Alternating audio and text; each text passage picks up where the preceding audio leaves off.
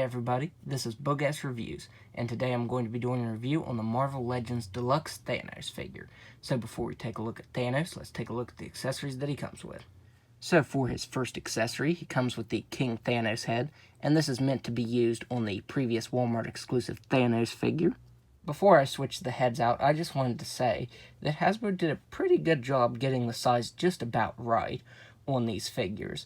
One thing Hasbro does is sometimes they don't get the scaling right on figures, and they can be the same character and one can be taller, one can be shorter, but these are just about the same height. But yeah, I wanted to go ahead and say that before I switch this head sculpt out. So here the Walmart exclusive version is with this King Thanos head sculpt on it, and I really love that Hasbro gave us this as an accessory. If I remember right, the looks don't exactly match up, but I do still think it's cool that we got to make another figure from this pack. He comes with his normal left gloved hand, he comes with his open hand with the Infinity Gauntlet, and it looks really nice. I think it might be a reuse from the previous Walmart exclusive Thanos.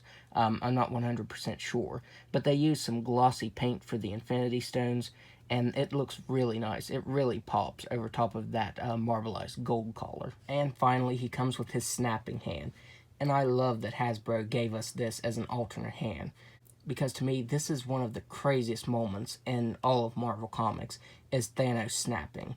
So yeah, this is a really awesome accessory, and this is probably how I'm going to leave him displayed. So taking a look at this head sculpt, Hasbro did a really awesome job on this.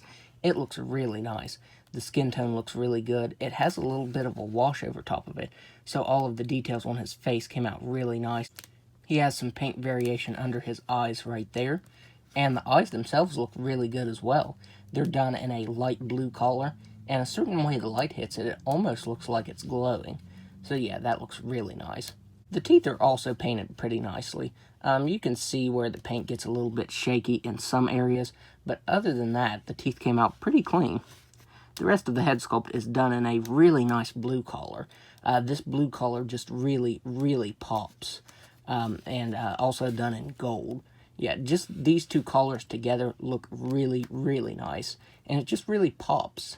His collar, or whatever you want to call it, is done in a marbleized gold collar, and it looks so nice. The gloves and the boots are also done in the same marbleized gold collar, and it just looks really nice. The only place where the gold doesn't look too good is right here on the torso. As you can see, there are some scuffs on mine, and some blue is showing through. On the sides there, on these lines here, the paint isn't done too bad. But yeah, the paint is a little scratchy right here. That actually feels like a cut down in the plastic. It's actually catching on the end of my fingernail there. Yeah, so as you can see, that's actually sticking out. That's not a scuff. That's a... not sure what that is. The belt is done in a really nice marbleized gold color.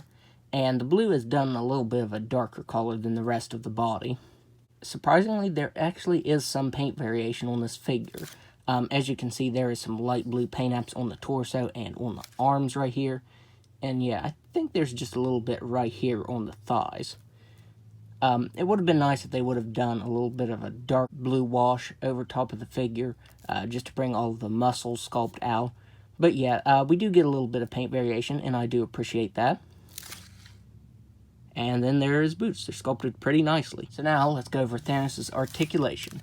He has a ball-jointed head that can look back all the way. He can't look down at all.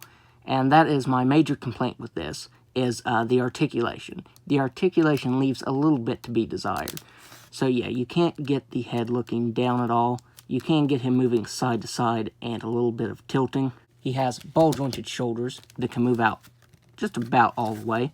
He has a swivel at the bicep. As you can see, it moves freely. He also has a single jointed elbow that can bend in that far. It also swivels down here as well. The wrist can move up and down and side to side. He can crunch back just a little bit and forward just a little bit. He has a swivel at the waist. Ball jointed hips that can only move out that far. He can only kick forward just a little bit. He can barely kick back. He has swivel at the thigh. Double jointed knee that can bend back just about all the way. Swivel at the ankle that can move down all the way, up all the way, and an ankle rocker. So yeah, the articulation does leave a lot to be desired. It's more hindered than I thought it would be. I mean, you can still get him into some pretty good poses, but don't expect to get him into any poses that are too crazy. So now let's do some size comparisons. And I have so many size comparisons to do with this figure, so that'll probably be a large portion of this video. Here he is next to the Marvel Select version, and this one is huge. The articulation is super limited on him, but as you can see, he has some really nice paint detail. That's really about all that's going for this figure now that this new version is out. Here he is next to Death. That came packed in with the Marvel Select Thanos figure. Here he is next to Captain Marvel. Here he is next to the Silver Surfer. Here he is next to Doctor Doom. Here he is next to the 80th anniversary Captain America figure. Here he is next to the Epic Heroes Iron Man. Here he is next to the 80th anniversary Thor figure. Here he is next to the Vintage Wave Spider-Man figure. Here he is next to the Toy Biz Smart Hulk figure. This is the closest thing we have to the 90s Hulk that was featured in the Infinity Gauntlet storyline. That was when Hulk was wearing that reddish-brown suit. So hopefully Hasbro gives us that figure. We still need quite a few more figures from this storyline, like Taraxia, I think that was her name, Nebula, Star Fox, the original Drax. I could go on, but yeah, we definitely need some more characters from this storyline. Here he is next to Cyclops. Here he is next to Wolverine, and he makes Wolverine look really short. Here he is next to Cloak. Here he is next to Namor. Here he is next to the White Vision figure from the Target 3-pack. Here he is next to Scarlet Witch. And finally, here he is next to the Galactus Build-A-Figure.